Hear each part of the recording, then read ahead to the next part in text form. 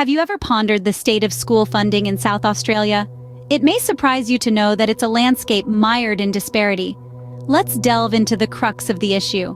Over the last decade, from 2013 to 2022, government funding for South Australian public schools has seen a real increase of 21%. However, when we turn our gaze to private schools, we see a stark contrast. Private schools enjoyed a real increase in funding by 43% over the same period. That's twice the rate of their public counterparts. This disparity in funding has given rise to an alarming resources gap between sectors. In 2022, the total income of South Australian private schools was 20% higher than that of public schools. This, despite the fact that public schools cater to a far greater number of students from low socioeconomic backgrounds. Regrettably, no public school in South Australia receives funding to the Schooling Resource Standard, or SRS, which is the minimum level agreed upon by governments a decade ago to meet the needs of students. In stark contrast, every private school in South Australia receives 100% or more of its SRS entitlement. The need for fairer funding in our education system is undeniable.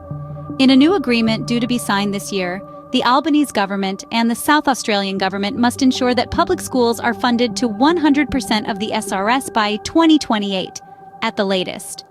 This agreement should also see the Albanese government increase its contribution from 20% to 25% of the SRS. This would mean an additional $190 million a year for South Australian public schools.